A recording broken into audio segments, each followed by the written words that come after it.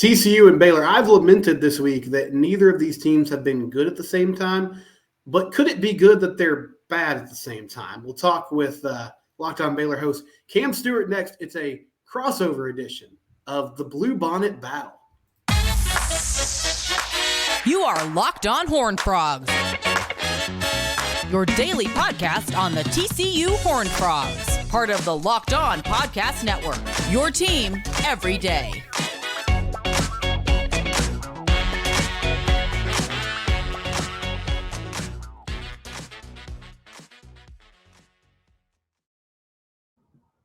We have a crossover edition of the rivalry game everyone's talking about this week. Yes. It's Baylor, it's TCU into Fort Worth. Frogs are still fighting for bowl eligibility. Baylor is fighting for pride, I guess. Pride. David Well, Rams's the trophy, status. of course. Yes. Which we'll get into. But we will. obviously. Cameron Stewart's with me, my Bluebonnet brother to my right here. Yes. And Cam, just like I know you talked about this week on your show, both here on the radio. How do you feel about the new brand name that we have for this great historic rivalry that these two teams have been a part of for a long time? I don't love it. And I know that might surprise you, Steven, because seeing the reaction on Twitter and on social media, this might surprise you. I don't like it. It's just lame. Yeah. It's just lame, and it doesn't really have anything to do with the rivalry. Like, Bluebonnets are in Texas, and both these schools are in Texas, is like essentially it. You're not going to see any driving up to Fort Worth this weekend. I guarantee that. They bloom in May or whatever it is. Like, you're not going to see them. So I don't know, man. There's so many similarities between these two schools, whether they like to admit it or not, and between these two football programs. And the best similarity we could get for this trophy was just the state flower of the massive state that they're both in. I don't love it, and it's not very tough sounding either. No, I think Nikki Collum, the Baylor women's basketball coach, might have had the best quote about it this week. She was just like, it just doesn't sound tough. And she's right. I mean, I get you drive down the highway in the spring in the state of Texas and you'll see just children frolicking by an overpass because mom is trying to get out of the car and take a picture of, some beautiful Bluebonnet fields, which is a very weird thing that we do in our state. But other than that, I don't know why they landed on this. So are you just pro revivalry? Is that what you would like to call it? What are some other names? I was going to ask you that. What side you land on the revivalry? I like the revivalry. Is it the best name for a rivalry? No, but I think it's cool and it makes sense and it's different. It's kind of a double entendre too. Like, obviously the religious aspect of it, but reviving this rivalry 10 years ago into the best that it's ever been in the last decade is a cool part about it. But I liked it. I would have stuck with rivalry. I had no problem with just sticking with that. And I've seen some cool ones this week. One that Drake and I talked about on the Drake Toll show was the kolache kerfuffle. Just fantastic. Fantastic. Where do you stand on revivalry? Was that something you were into? I know it was Holy War kind of at one point. That's what you saw in the college football video games. I know Utah, BYU does that. I'm fine leaving that with them. Revivalry, is that too much religion for you guys or what? No, I like revivalry. I mean, I think I can speak to the TCU administration. They don't love always walking step for step with that Christian emblem that they're going to put in the middle of their name, which is another podcast for another day. But I think like the only reason I can feel like it wouldn't work is because it's sort of a niche name, but that's kind of the point of a regional rivalry. And I think, Baylor and TCU hopefully have established enough of a brand at this point that people are aware of like where they kind of stand on different things and would get that connection. So that's where I would go. Kolache kerfuffle is good. Only other name I thought of this week, even though it doesn't totally have a connection to TCU, is like the Shiplap Super Bowl, just because of the Magnolia connection with Baylor, and that's the reason. When Baylor plays MCC, that'll be perfect, just perfect. And I think that's cool. I am so biased towards something that, even like with mascots and team nicknames that have to do with that place. Like, I don't know what a Hoosier is, but Indiana's the Hoosier State. Like, that's cool. That fits for me. Or like in this case, the Chisholm Trail in a long time ago, but was huge for both these cities, right? The Chisholm Trail it doesn't start in Waco, but it's a huge, it's where the bridge is built for that very reason. It's a huge part of the Chisholm Trail is that first big city that you go through, which is Waco. And then obviously the stockyards up in Fort Worth. I thought they could have done something with that. I haven't found the perfect one for that. So I guess Glass House and all that. But there was just so many different ways they could have gone with this. Mm-hmm. And honestly, if you gave me the option, Steven, of Bluebonnet battle or just no name at all, I'd probably pick no name at all and just let this thing ride the way we've been flying under the radar for years. Yeah, it feels like an unforced error. It also feels like a tough year to roll it out because both teams are kind of like hard pass on, how this football season has gone. Let me ask you this, Cam. What were your expectations before the season for this Baylor team? Because I know it got off the rails quickly with that Texas State. Sure, yeah. And we were like doomsday scenario after week 1. But I was thinking I didn't know much. The way I put it is I liked the question marks that Baylor had going into this season. I was like, okay, the line has graduated, but you brought in some good guys, including the Barrington brothers. Okay, I like where that's at. Or, receiver didn't really prove itself last year, but you brought in Keytron Jackson from Arkansas. Monterey Baldwin gets a bigger role. All these things. I was like, I like where the question marks are at. And with 8 home games on the schedule, I said, yeah, this team should absolutely be a bowl team, which that was like a non sequitur. Absolutely, they should be. And I was thinking like 8-4, 9-3. Maybe the conference falls down and you have a great year and it's 10-2. But I was thinking a lot of like that 8-4, especially with those 8 home games. And as you can tell, Steven, it has not been that. Were you one that was buying into like, hey, we're going back to the playoff kind of TCU fan? No, but I was loudly wrong about this. I mean, I think I had 8-4, 9-3. I could see a scenario where they get back to Arlington. The thing that I kept saying that looks stupid in retrospect is the over under was 7.5, and I was just like, hammer the over. I mean, there's like if they go 8-4, I feel like people would be disappointed given what they did, a season ago. And I mean, there's a lot of reasons why this is sort of imploded. Even after the Colorado game, my general thought was, man, that sucked. But other than that, I kind of was like, okay, well, Colorado's got good skill talent. Like you got caught flat-footed, didn't have film to prepare. You sort of go through all the rationalizations of why that could happen. But even like the wins against Houston and SMU weren't as impressive as you would have hoped they have been. They've kind of had some shuffling at quarterback. The offensive line has been a mess since some guys moved on. And I thought that they could backfill with the portal in some of the areas that they lost. But I think this year has been a wake-up call as to, maybe Gary Patterson still had some talent in the room from that senior class, right? Like with Duggan and Johnston and all those guys. But the freshmen and sophomores that Sonny inherited, there was a lot of guys that transferred out. There's not a ton of depth there. The players they brought in haven't really worked out so far from this offseason in the transfer portal. And the Kendall Briles hire has been a disaster, which I'm sure people in Waco love. It's nice. Yeah. I mean, that's it's something to look up and kind of laugh about. So all those things have led to a team that I think has played better the last 2 weeks, but the bottom line is they're 4-6 now.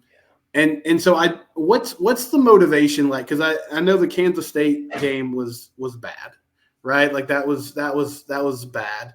Do you feel like this is a team that is just this Baylor team is sort of directionless? Did they just have a bad week? Like what?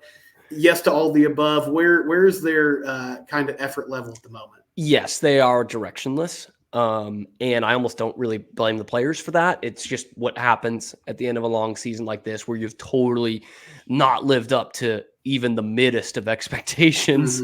And I think right now this week, they are just playing for pride and to say that we, knocked our neighbors out of the of bowl contention, and especially what happened last year in a game that they laid their hearts out on senior day and don't end up winning. I think that's it. And even then, that's a stretch. I mean, this was a team that was playing for what we thought was pride last week of, hey, no one expects you to win, but a loss puts you out of bowl contention. And they didn't even show the effort last week. So it's strictly pride on a very sentimental basis this weekend, which is not something I love as a motivation going into a game like this. And both these teams have questions with the coaching staff. I think both of them have questions at quarterback too. So we'll get into that a little bit next. This is Locked On Horned Frogs, Locked On Baylor, a crossover edition of the Bluebonnet Battle. One of our great sponsors, LinkedIn. If you need work, you need to go to LinkedIn. Cam knows it. I know it. LinkedIn.com/LockedOnCollege. You can post your job for free there. If you're hiring people, that's a high-stakes wager. You need to find folks that can do the job and fit in with your company culture, that are going to fit in the office. LinkedIn's the best place to go because you can cast a wide net, but they have screening questions that allow you to narrow down that focus so you're not wading through a ton of resumes and people that might not be the best for your particular position. They make it simple for you. They make it easy. They have the right tools that allow you to focus on the candidates with just the right skills and experience so you can quickly prioritize who you'd like to interview and hire. It's why small businesses rate LinkedIn Jobs #1 in delivering quality hires versus leading competitors. LinkedIn Jobs helps you find the qualified candidates you want to talk to faster. Post your job for free at linkedin.com/LockedOnCollege. Again, that's linkedin.com/LockedOnCollege to post your job for free. As always, terms and conditions, they do apply. Also, Athletic Brewing. They are a game changer in the non-alcoholic beverage space. athleticbrewing.com.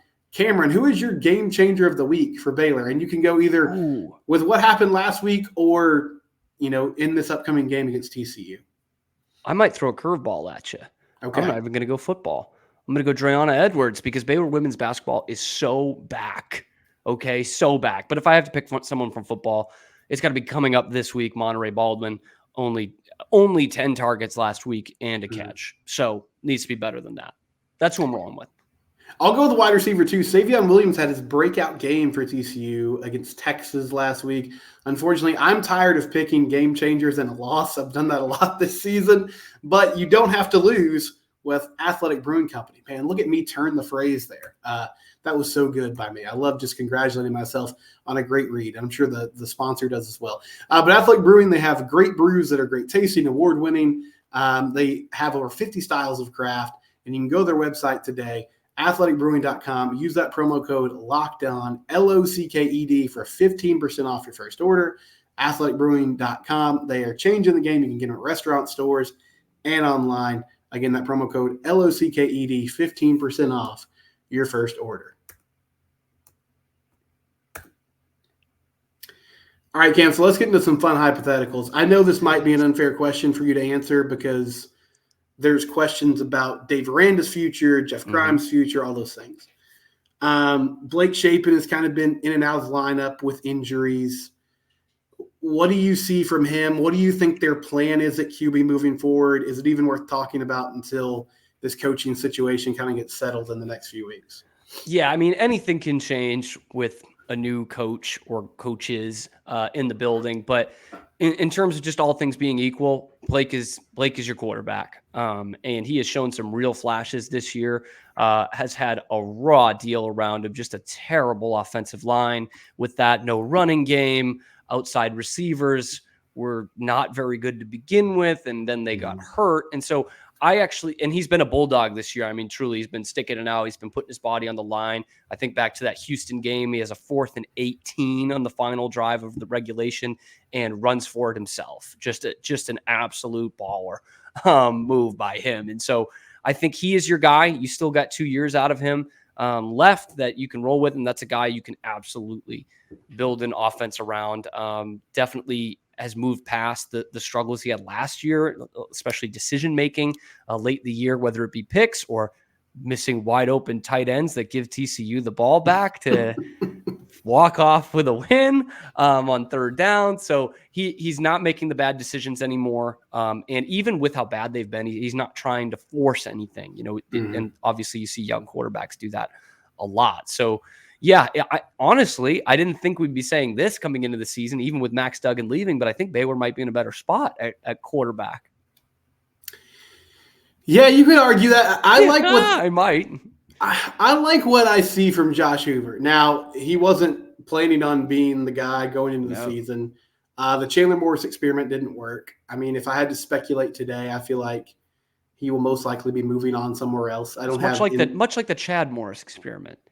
Yeah, I don't have a lot of Chad's made a couple universities mad. It's always funny when I do a crossover with Arkansas or do a crossover with SMU people, and they're like, "Is that Chad Morris' son?" I'd like to talk about it. Yeah. Let me tell you about Chad Morris. I have some fun thoughts about him, and then they like to share about all their grievances. But Chandler was not playing super well, gets hurt. Hoover has made a lot of freshman mistakes. He had a really bad pick against Texas right before half that he actually had a funny quote after the game, and he said even Jesus Christ probably shouldn't throw that interception that he threw or throw that ball that he threw, which maybe not the best theology, but I get you. Yes, I get where he was going with it, even if it wasn't biblically based. And so we have seen that, but I think also he gets the ball out quickly. He processes things well. The team seems to respond to him. I think they are rooting for him. I feel like even with the losses, they've seen improvement. But I would expect a portal QB next year. They also got Haas Haney from Aledo coming in, who they're super excited about, but he'll be a true freshman. So I wouldn't expect him to be a starter right away. But that's a kid who doesn't lose a lot of games. You know that from high school football around here. They do not lose a lot. Doesn't lose a lot. Also probably hasn't played in the second half of a lot of games. Yeah, that's probably true. Because they're up big. But I'm excited about Haas. I think he's a true dual threat quarterback. And you're right. He comes from a winning program, winning pedigree, all those things. He checks all the boxes. I'm just not sure he'll be ready to start immediately. But yeah, I think they'll be portal shopping this year, and that'll be something to watch for this university moving forward. And is there any – Drake said this talking out of his butt yesterday on our show. We're both – if you don't know, peek behind the curtain, we are both ESPN Central Texas. And he was mentioning jobs that might be open. Obviously the Michigan States are already open and A&M, but, UCLA might be and Minnesota might be and maybe TCU. And I was like, whoa. Has there been any murmur at all? I know we had talked about it in the first segment. With Sonny, obviously still having all of Gary Patterson's guys last year. Has there been any talk at all that maybe Sonny isn't the guy? No, I mean, there's been some talk. Or not enough to fire him, maybe? If you look at my YouTube comments, there's some talk about Sonny not being the guy. I think, the power brokers, the people that are important in this transaction, still believe in him. The weird thing about the Sonny experience this year is I feel like it's if you kind of went into the season with lower expectations and you understood like what he was walking into, you could write this off as, okay, this is a rebuild. He had a very senior heavy team last season and they got hot and did some amazing things that nobody expected. And now we're coming back down to earth. The problem, Cam, is a lot of the high expectations were not just from the fan base. It was because Sonny spent the entire offseason saying things like, I think actually we're more talented than last year and maybe a little bit deeper than last season. And I look at my wide receiver room and I see, 10 guys that have played on a Power 5 roster somewhere. And I'm excited about the O-line and I like what we have on the D-line. And, coaches talk. It's what they do. You're rarely going to see somebody go up there and be like, well, we don't have a chance. But you can subtly put a message out there of, hey, maybe you guys need to be a little more patient about this. And that wasn't what he did. And I don't know if that was just missing on an evaluation. I'm not sure if that was maybe after last season, he just thought, well, we'll figure this out. Like we did last year, we'll find a way to sort of be better than people think we will be. But bottom line is it hasn't worked. No, there's no murmurs of that. I think both coordinators are on a very hot seat. But I would honestly be surprised if I mean, it's not unheard of, but if you're going to axe Kendall Briles after one season, I would be okay with it. I would support it. But would that be a huge mark on the head coach more so than maybe some other coaches, because Sonny did take a chance with Kendall, and obviously with the situation with Kendall's history with Baylor and obviously with TCU indirectly, and took a chance there. It was a big move. Is that like more of a dart on the Sonny Dykes picture than it would be for any other coach, just for how much he vied for him to come? Probably so. I mean, I think you could interpret it as, okay, maybe he just saw the light, but if Sonny fired him, it wouldn't have anything to do with like, oh, I had a change of heart about this whole experience. Right. It would just be the offense didn't work, and so I'm moving on to another offense coordinator. You're not going to have him come out and be like, maybe I shouldn't have done that. Yeah. But yeah, you cash in a lot of your goodwill on a controversial hire, and then it doesn't work, and you immediately have to scramble and kind of go a different direction. And I mean, Cam, you know this, if you fire an OC after 1 year, also you have to think about, okay, who's leaving now? Like, who am I bringing in? What kind of offense do they want to run? And so you sort of have to reset the clock again. But it's tough to do as your second year, by the way. Yeah. You had the guy with Garrett Riley. He goes off to bigger and better. That's fantastic. But then you're about to hire your third offensive coordinator in year 3. It's almost like a can't fail move on the head coach, just kind of out of nowhere. You had a great season year 1, and then it's like, wow, I'm on a 2-strike count here. Yeah, you can definitely only make the fire a coordinator move so many times. Yeah, because that's where Aranda's at. Before the fingers fired coordinator after year 1 and on the offensive side. So he's already fired and hired an offensive coordinator. He's already fired and hired a defensive coordinator. So it's only so many moves you have left. You're right. Do you think do you feel like Matt Powledge is in over his head, or do you feel like this is all on Dave or personnel or all of the above? Yeah, I think he's probably just in and over his head just for year 1.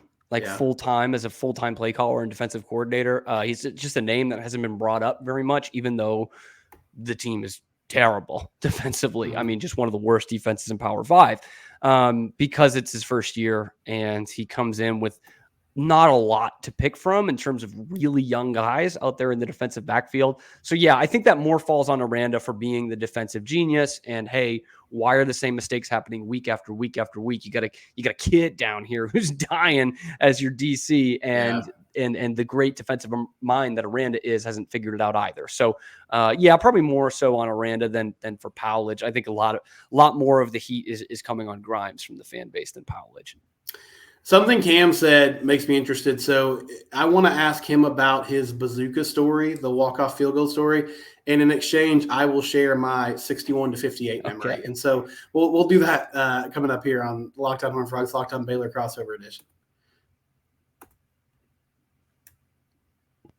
Is your fantasy team a mess? Are you wondering, like, why am I even searching the waiver wire or desperately trying to get my buddy to trade with me? Why don't you just pivot to PrizePicks? It's daily fantasy games. It's the best place to win and win big. And now with basketball season here, you can make combo projections. So you can pick across football and basketball. They have all kinds of things in their specials league, like a 10.5 combo of 3-pointers made by LeBron James and receptions by Travis Kelce.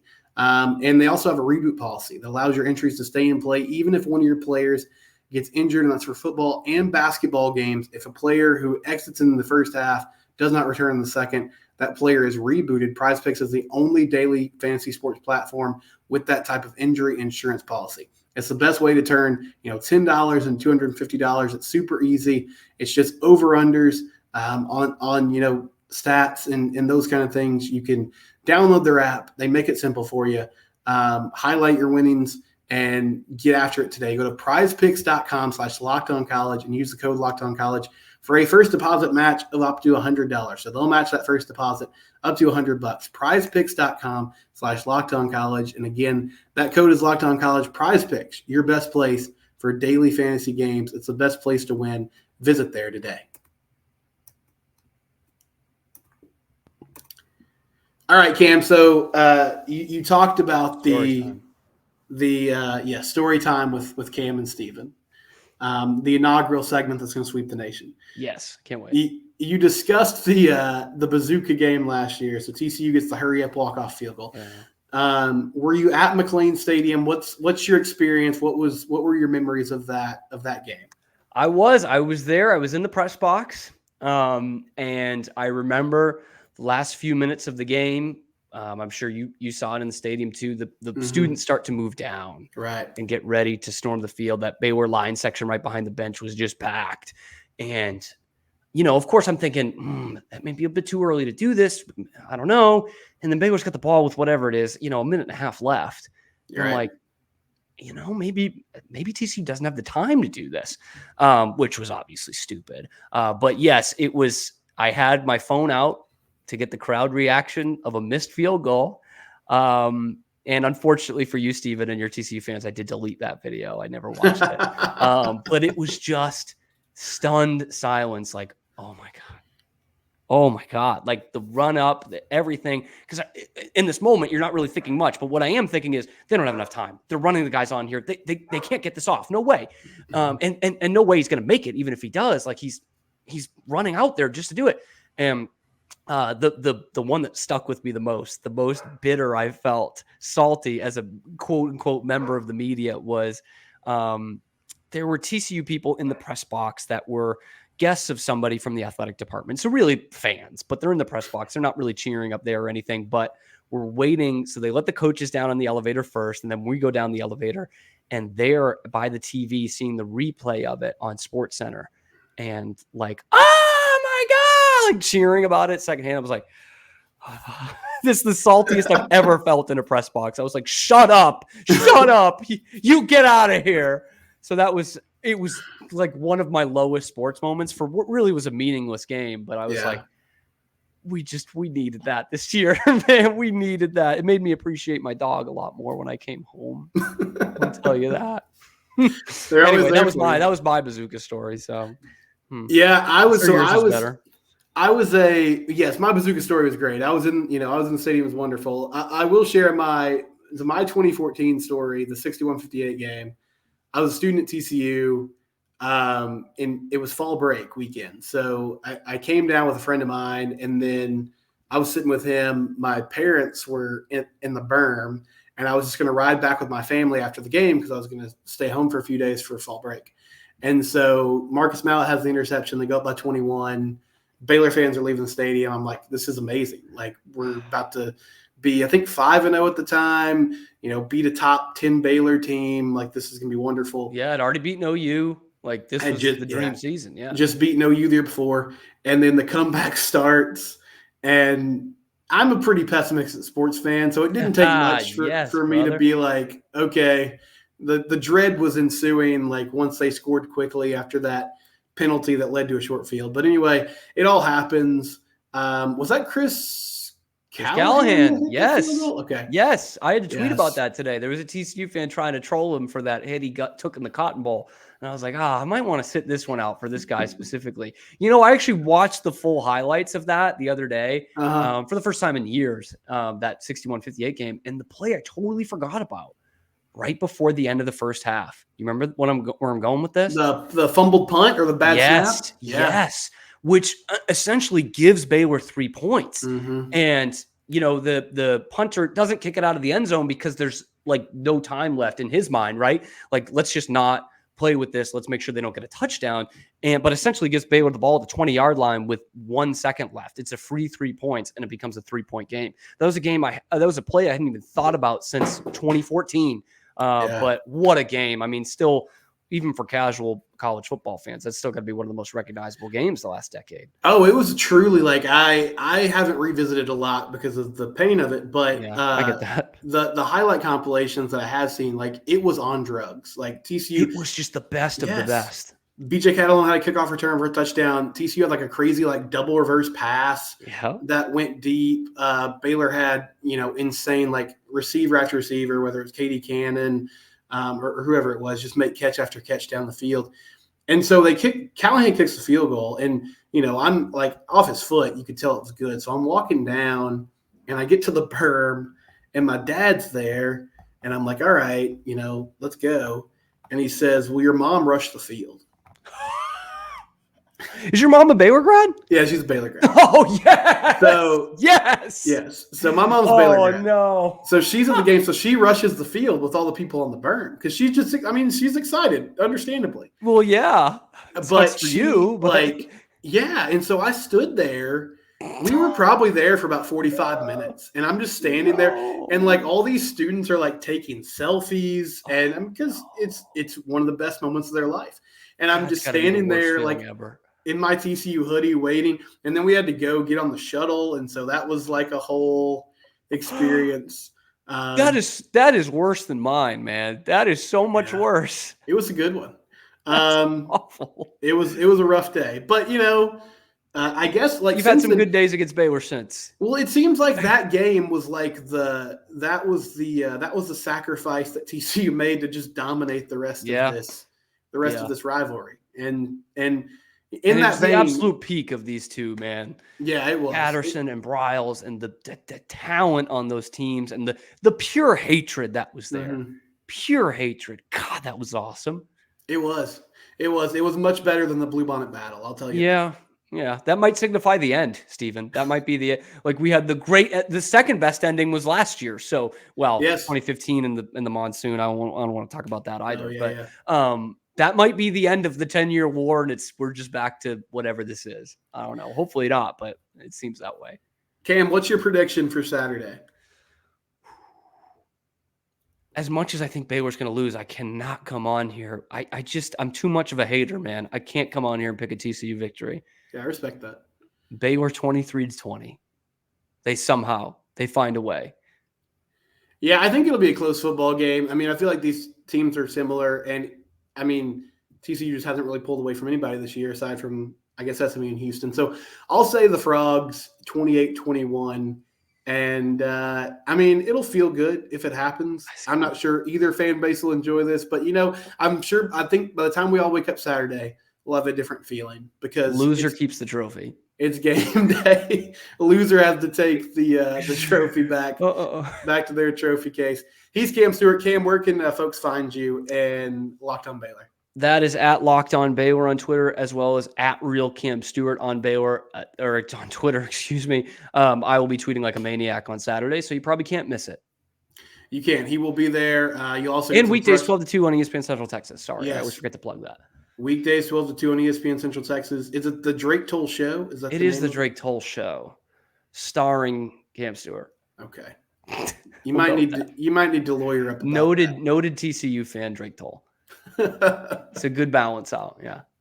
Subscribe to Locked On Horned Frogs on YouTube. I'm at Simcox Steven on Twitter. The Bluebonnet Battle Saturday. We hope you enjoy it. Thanks for tuning in. Locked On Baylor, Locked On Horned Frogs, crossover edition. Goodbye.